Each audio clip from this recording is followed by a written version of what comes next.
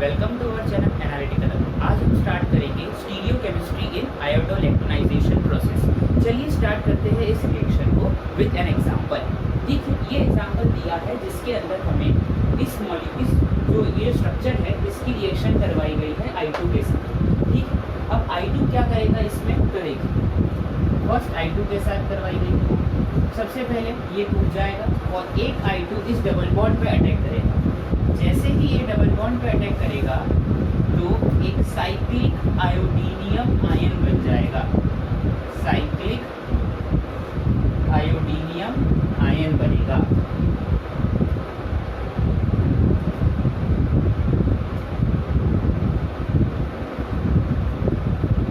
ये जो cyclic आयोडीनियम ion है इस पे सेकेंड फिर ये बनने के बाद फिर हमने बेस की रिएक्शन करवाई बेस के साथ NaHCO।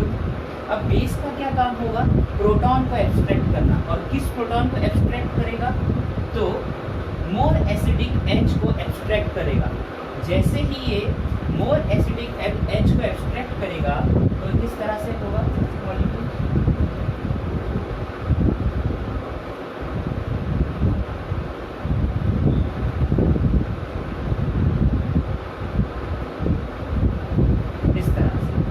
इस तरह से मॉलिक्यूल बन जाएगा। फिर ये जो नेगेटिव चार्ज है ये यहाँ अटैक करेगा और इस रिंग को खोल देगा। जैसे ही ये इसको ओपन करेगा तो क्या बनेगा, देखिए 1 2 3 4 5 मेंबर रिंग बन रही है। तो बनाते हैं ये जो ऑक्सीजन है इसके जस्ट बगल में डबल बॉन्ड है। डबल बॉन्ड O को एक कार्बन छोड़ा, फिर दूसरा कार्बन और फिर यहाँ पे क्या है, एक इस तरह से I लगा। ये बन गई स्पीशीज हमारे पास। ठीक, ये ध्यान रखेंगे आप। ओके, तो ये है एक आयोडोइलेक्ट्रोनाइजेशन प्रोसेस का बेसिक आइडिया। अब हम इसमें स्टीरियो केमिस्ट्री लगाना सीखेंगे। देखिए किस तरह से इसमें हम स्टीरियो केमिस्ट्री लगाएंगे। पहले इसे नोट करिए।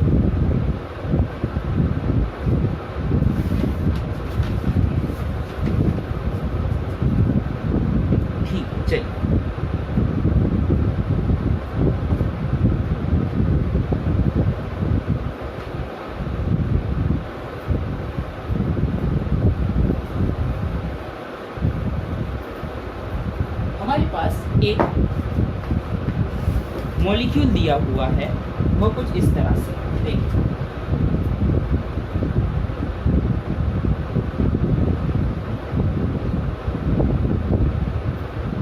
इस तरह से एक मॉलिक्यूल दिया हुआ है आपको और ओके, और ये वाला जो पोर्शन है ये वेज पे है और ये वाला जो पोर्शन है ये डैश पे। इसकी रिएक्शन करवानी है हमें I2 और NaHCO3 के साथ। ये दो चीज़ें दी गई। ठीक, अब देखते हैं रिएक्शन किस तरह से। सबसे पहले ये I2 यहाँ अटैक करेगा। अब इस रिएक्शन को करने से पहले हम इसका बोर्ड फॉर्म बना लेते हैं, सॉरी चेयर फॉर्म बना लेते हैं। ये बना चेयर फॉर्म यहाँ से, ये ऊपर है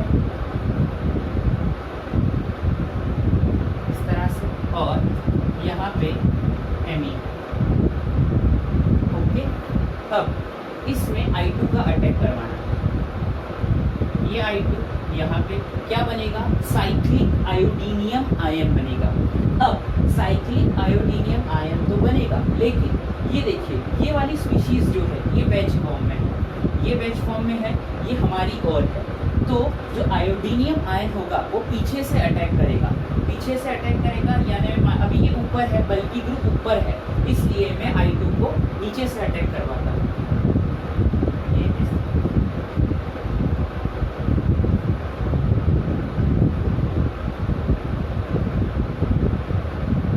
और ये जो बल्कि ग्रुप के कारण जो COOMe जो बल्कि ग्रुप है उसकी वजह से ये I यहाँ आ जाए विद प्लस। फिर क्या होगा, फिर जब मैं इसमें बेस का इंट्रोडक्शन करवाऊंगा तो बेस क्या करेगा, ये H को, मोर एसिडिक H को बाहर निकालेगा, मोर एसिडिक H को बाहर निकालेगा और ये स्ट्रक्चर कुछ इस तरह से हो जाएगा।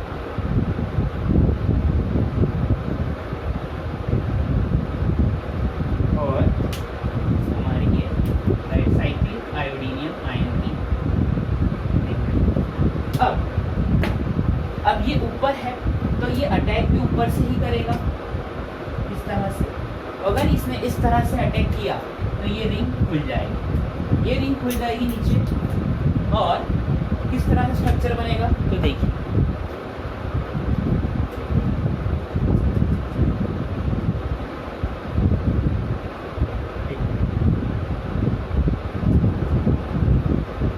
यहाँ पे आई, ठीक है, सी डबल बॉन्ड O, यहाँ पे, यहाँ N, इस तरह से स्ट्रक्चर बनेगा। इसे ध्यान से नोट कर लीजिए। अब मैं इसे साइक्लिक फॉर्म में ले आता तो देखिए, मैं इसको रब कर देता हूँ। तो साइक्लिक फॉर्म में ये किस तरह से दिखेगा तो देखिए, ये वाला पोर्शन ऊपर की ओर है, यानी इस तरह से।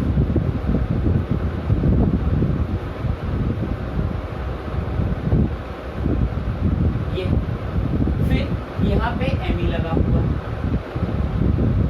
अब ये नीचे था, मतलब ये डैश पे था तो डैश पर ही रहेगा इस तरह से। ये डैश पे था तो डैश पर ही रहेगा, क्योंकि I को तो हमने निकाल दिया। ये नोट करेंगे इसे आप, ठीक। अब आगे चलेंगे। ओके, ये हो गया, इसे नोट करेंगे आप, ठीक है। तो क्या हुआ मैं फिर से बता देता हूँ। सबसे पहले साइक्लिक आयोडीनियम आयन बना, ये वाला, ये आयोडीनियम आयन साइक्लिक बना, ठीक है। पर ये नीचे से बना, क्योंकि ये ऊपर वाला बल्कि ग्रुप है तो इसलिए ये नीचे से बॉन्ड बना। नीचे से बॉन्ड बनाने के बाद हमने बेस डालने के बाद इसमें से प्रोटॉन एब्स्ट्रैक्ट किया। प्रोटॉन एब्स्ट्रैक्ट करने के बाद ये रिंग ओपन हुई और इस तरह का स्ट्रक्चर। अब मुझे ये I हटाना है, अब मेरे लिए ये स्ट्रक्चर काम का, ठीक है। अब मुझे ये I हटाना है तो मैं किस तरह से हटाऊं तो देखिए, अब मैं इस I में इसको इस मॉलिक्यूल को बेस दे देता हूँ तो ये बेस मोर एसिडिक H को बाहर निकालेगा, ये बेस मोर एसिडिक H को बाहर निकालेगा। अब लेकिन कौन सा H, ये भी बहुत इंपॉर्टेंट है।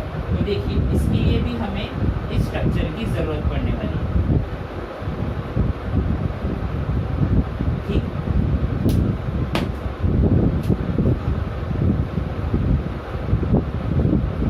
ठीक है, अब या तो H ये वाला भी हो सकता है और ये H यहाँ ये वाला भी हो सकता है, ठीक है।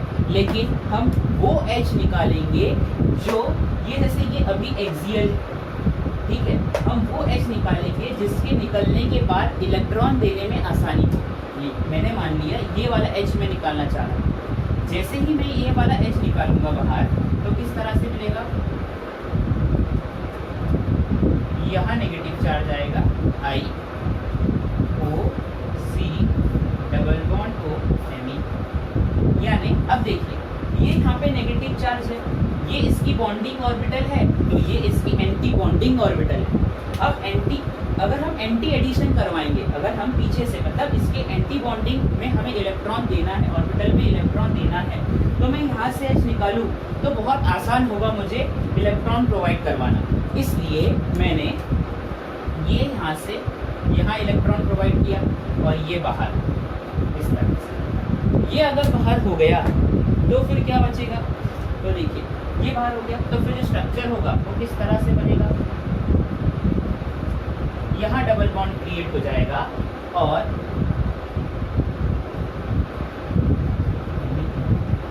ये नोट करिए, डबल बॉन्ड क्रिएट हो गया। अब इसे साइक्लिक फॉर्म में मैं ले आता हूँ।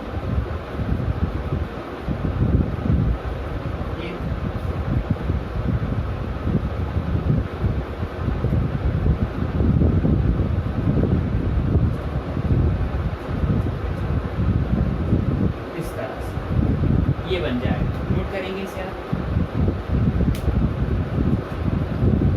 ओके, ध्यान समझ में आ गया होगा। सबसे पहले आप इसे इसके चेयर फॉर्म में ले आइए।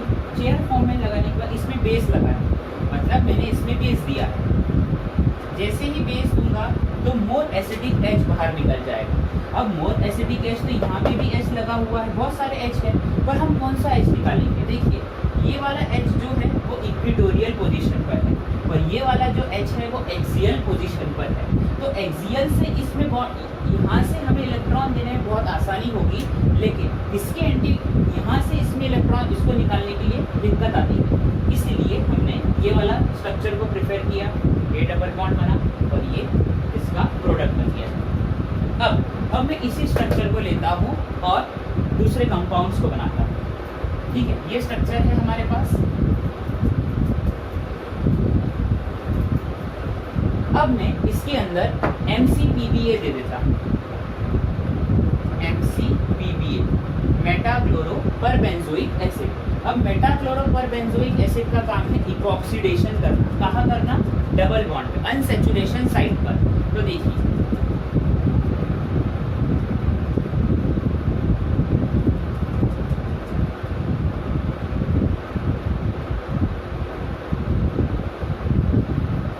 अनसैचुरेशन साइट ये है। अब ये पूरा बल्कि पोर्शन वेज पर है, ये पूरा बल्कि पोर्शन वेज पर है, यानी ऊपर की ओर है, एक्सियल फॉर्म।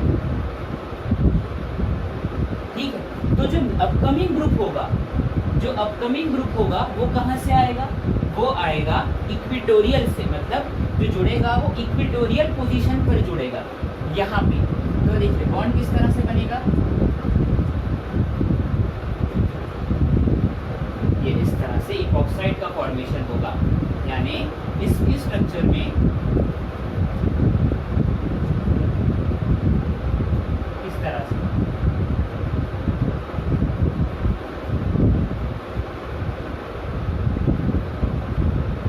ये होगा, ये स्ट्रक्चर। इसे भी नोट करेंगे आप। ठीक, अब मुझे इसी इपॉक्साइड को हटाना है यहाँ से। तो मैं कैसे हटाऊंगा? तो देखते हैं, चलिए। ये है मेरे पास। अब मैं इस इपॉक्साइड को हटाना चाहता हूँ, तो मैं क्या करूँगा? इसमें Br एक न्यूक्लियोफाइल लेके आऊँगा। इपॉक्साइड रिंग ओपनिंग करवानी है मुझे, तो मैं एक न्यूक्लियोफाइल लेके आता हूँ। न्यूक्लियोफाइल, तो देखिए ये किस तरह से ओपन होगा। ओके, अब ये यहाँ भी अटैक कर सकता है और यहाँ भी अटैक कर सकता है। मैंने कहा ये जो मुझे इस इपॉक्साइड को ओपन करवाना है, तो मैंने एक न्यूक्लियोफाइल को लेके आया।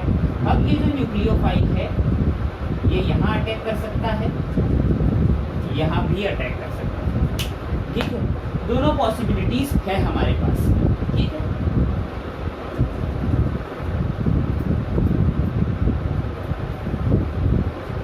अब ये जो दो पॉसिबिलिटीज है उनमें से सबसे बेस्ट पॉसिबिलिटी कौन सी होगी ये देखना है। अब यहाँ से अब ओपन, ये अगर यहाँ से ओपन किया तो ये रिंग यहाँ से खुल जाएगा, और अगर इसने यहाँ से ओपन किया तो ये कुछ इस तरह से खुल जाएगा। लेकिन जो मोस्ट फेवरेबल साइट होगी वो ये वाली होगी। देखते हैं क्यों, बताता हूँ इसको। इसने यहाँ से अटैक किया Br माइनस ने। जैसे ही Br माइनस ने अटैक किया तो इस तरह का स्ट्रक्चर बना। ठीक है, ये यहाँ पे O माइनस का,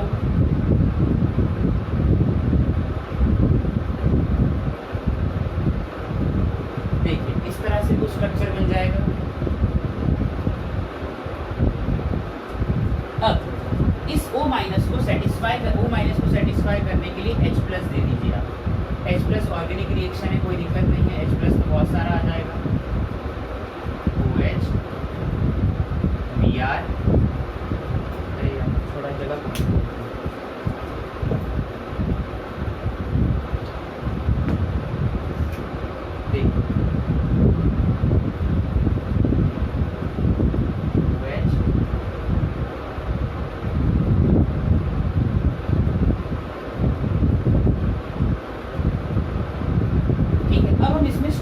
करते हैं स्टीरियो किस तरह से हो। तो देखिए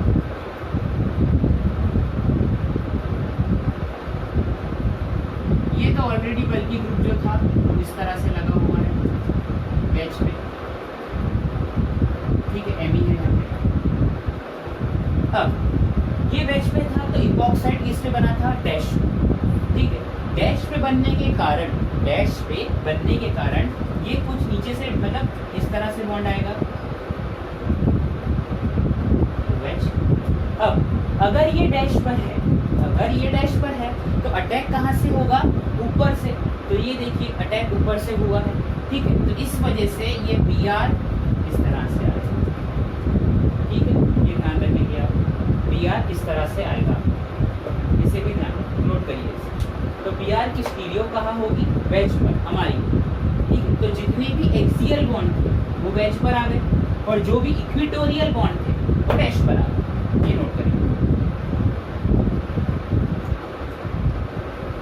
अब मुझे इस OH को हटाना है या मैं OH को प्रोटेक्ट करके दूसरी कुछ रिएक्शंस करवाना चाहूँगा तो वो किस तरह से होगी, चलिए हम देखेंगे इसको। अब मुझे मतलब इस OH को प्रोटेक्ट करना है और Br को हटाना है। देखो ये है मेरे पास, इसी से कंटिन्यू करेंगे।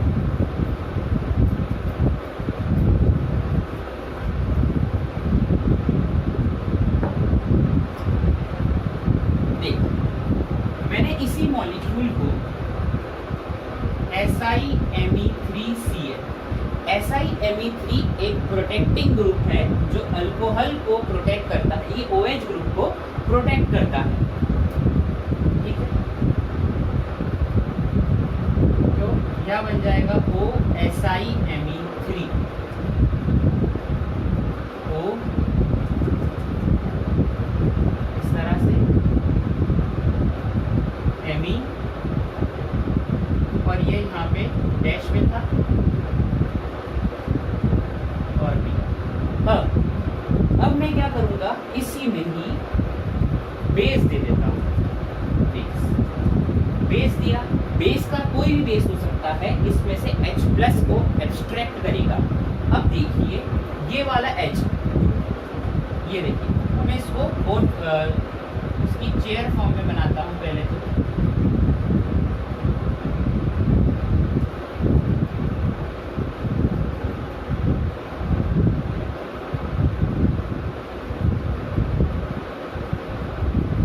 इस तरह से स्ट्रक्चर है ये, ठीक है।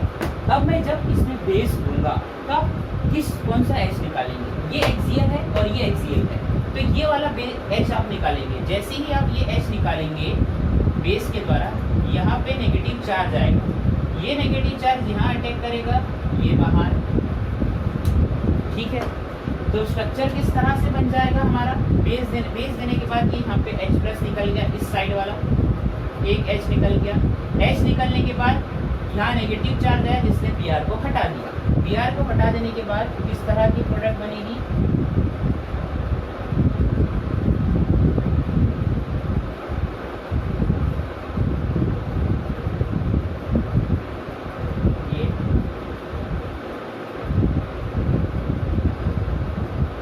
ये इस तरह की प्रोडक्ट बन जाएगी। अब मुझे इस SiMe3 को हटाना है, तो इस SiMe3 को हटाने के लिए दो चीज़ें हम यूज़ कर सकते हैं। या तो आप सिंपल हाइड्रोलिसिस कर लीजिए या TBAF का यूज़ कर लीजिए। जैसे ही आप इन दोनों में से किसी एक का यूज़ करेंगे, ये SiMe3 हट के OH आ जाएगा।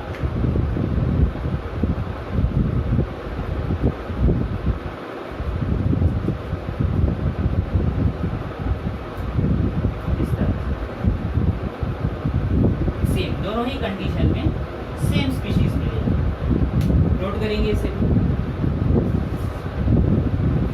ठीक, अब मेरे पास ये है, अब मैं इसी में ही आगे रिएक्शन करवाना चाहता हूँ, तो किस तरह से होगा देखते हैं। अब मैं इसी मॉलिक्यूल को ले रहा हूँ,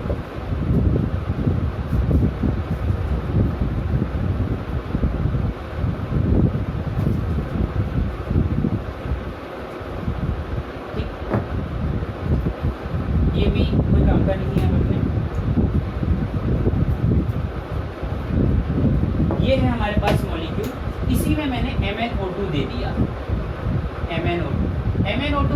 एक ऑक्सीडाइजिंग एजेंट है जो अल्कोहल को ऑक्सीडाइज कर देगा। ये OH है, ये इसको ऑक्सीडाइज कर देगा और ऑक्सीडाइज करने के बाद ये इसे कन्वर्ट कर देगा किसके अंदर, कीटोन के अंदर, क्योंकि सेकेंडरी अल्कोहल है। ये बन गया कीटोन।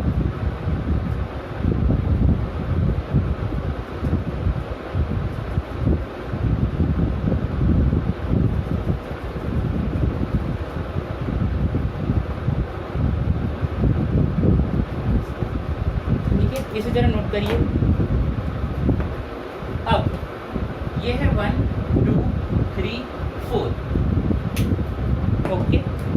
और इसकी रिएक्शन मुझे करवानी है किसके साथ, तो स्ट्रक्चर दिया है हमारे पास, इसकी रिएक्शन करवानी है Br Mg R1, ये दिया है आपको CuBr SMe2, ये दो मिलके दिया है। देखते हैं क्या होगा इसमें। देखो ये आप इसको छोड़िए, इसको देखिए तो ये ग्रिग्नार्ड रिएजेंट है। ग्रिग्नार्ड रिएजेंट एक हार्ड न्यूक्लियोफाइल है जो 1 to अटैक शो करता है, लेकिन ये CuBr के आ जाने से ये सॉफ्ट न्यूक्लियोफाइल हो गया है, इसलिए ये 1,4 अटैक शो करेगा, मतलब यहाँ अटैक करेगा। तो ये यहाँ अटैक किस तरह से करता है वो भी अब हम देखेंगे। तो चलिए, हमारे पास क्या है R1, अगर आपको इस तरह से दिख जाए तो आप ये पूरी अल्काइल ग्रुप को और ये CO ग्रुप को इस तरह से ले लीजिए, ठीक है। अब कॉपर एक मेटल है जो एक इलेक्ट्रोपॉजिटिव नेचर की होती है, तो यहाँ नेगेटिव यहाँ पॉजिटिव, इस तरह से ये यहाँ अटैक करेगा, ये यहाँ, ये बात, मतलब डबल बॉन्ड टूट जाए, ठीक है। डबल बॉन्ड टूटने के कारण होगा क्या, देखिए किस तरह की स्पीशीज बनेगी, O नेगेटिव, यहाँ पे R, बाकी तो एज इट इज ही है,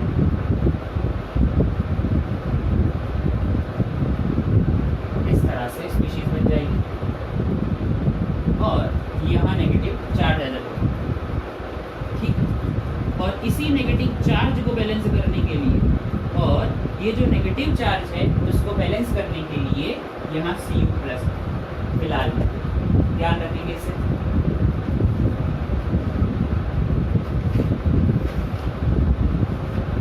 ओके, अब ये हो गया। अब इसी O- को हमें वापस लाना है। तो देखिए ये इस तरह से तो रहेगा नहीं O-, ये यहाँ आ जाएगा, इसके कारण जैसे ही ये यहाँ आएगा, ठीक है, जैसे ही ये यहाँ, एक मिनट रुकिए, सॉरी, ये यहाँ डबल बॉन्ड क्रिएट हो जाएगा,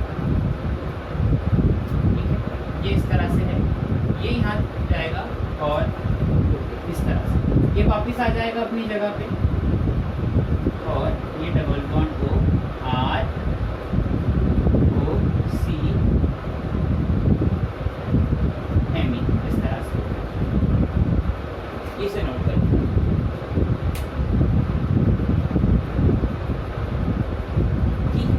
अब ये जो R लगा है, ये जो R लगा है, इसकी स्टीरियो क्या होगी ये देखना है हमें।